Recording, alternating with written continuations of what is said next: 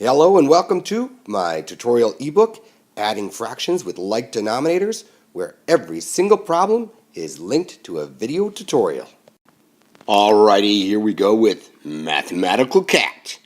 This is an on-your-own problem, so you should have completed the entire problem, and now you're watching the video to see how you did. Now, hopefully you did fantastic, but if you make a mistake, no worries, my friend. Simply pause the video and fix your mistake. That is the fastest way to learn. Let's go on with our scenario. Meet Melvin the Mathematical Cat. He is a mathematical genius and he is a cat. For the past 2 days, Melvin has been working on a problem for NASA. He is trying to discover how much fuel is needed to travel to Mars. He spent 5/6, let's just write that down, 5/6 of the first day calculating the distance from Earth to Mars. And 4/6, I'll write that right here, of the second day calculating how much fuel would be burned in space. So your challenge is to figure out how much time Melvin, the mathematical cat, spent solving this problem. How many days, my friend? Okay, first of all, before we go any further, we all have to acknowledge, hey, Melvin, he is an adorable cat. That is for sure. Okay, let's go on, and the first thing you should have done is created 2 fraction boxes.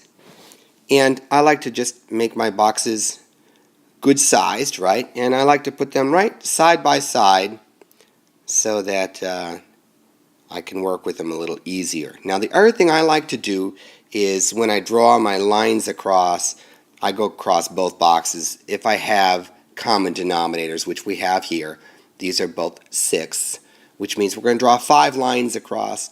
And if I draw one line straight across, then I can take care of both fraction boxes at the same time. So I'm going to draw 5 lines to make 6 fraction pieces, right? So here's my first line, 1, 2, 3, 4, and 5. That should give me 6 parts. Let's just count. 1 for both of these boxes, 2 and 3 for both boxes, 4 and 5, and both boxes have 6 parts. And that is fantastic. So now the first thing we're going to do here is write the 5/6 that we had on the first day, and that Melvin here was working away. So I'm going to color in 5 out of the 6 boxes and just put that right there. And your first box should look exactly like this, with 1, 2, 3, 4, 5 out of 6 filled in. Now on the second day, he has worked 4/6 of the day working on it. So I'll fill in 4 out of the 6 boxes, and I'm going to just color these in right here. And as I've said before, it's really a good idea to use a highlighter because you can see the lines through it. If you use too dark of a color, that blends in with the lines. So here you see I have 1, 2, 3, 4 out of 5/6. So I'm going to just write my fraction here, 4/6 right there, and I'm going to put a plus sign good and dark right there to show you that I'm adding these 2 fractions. So now I can simply just count these, and I've got 1, 2, 3, 4, 5, 6, 7, 8, 9. So my answer is 9/6. And that's how many days Melvin spent working on this problem for NASA. Now, 9/6 is a improper or top-heavy fraction because the numerator is bigger than the denominator, right? And what that means is that I can actually create one whole fraction out of these by moving one of these pieces. Now I'm going to take this 9th piece and move it over here. So to do that, I'm going to just kind of erase this from here, and I'm going to move it right up here. And now, as you see, I've got one whole fraction here, and I'm going to just make a big 1 right over all of this. And then I've got 1, I'm going to just rewrite these numbers, 2 and 3 out of the 6, right? So what I've done here numerically, if I look at my numbers, is I've taken this and rewritten this to equal 6, 6, which is represented right here because I have all 6 parts filled in, right? And I like to draw a giant 1 around the 6, 6 because anytime we have a numerator and a denominator that is the same number, it really means one whole. So I call that the giant 1. And then I have 3 6 left over, and so I'm going to put 3 6 here and just make a little plus sign, and that actually means that I have 1 and 3 6. Now, you do not need to know this yet, but I'm just going to give you some extra information.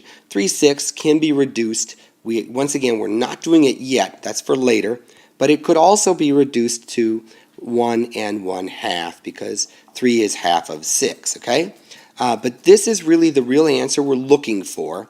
And your mathematical model should have originally looked with 5 and then the 4 here, right? But then you should have moved this one up here to create one full fraction box with 3 out of the 6 over here.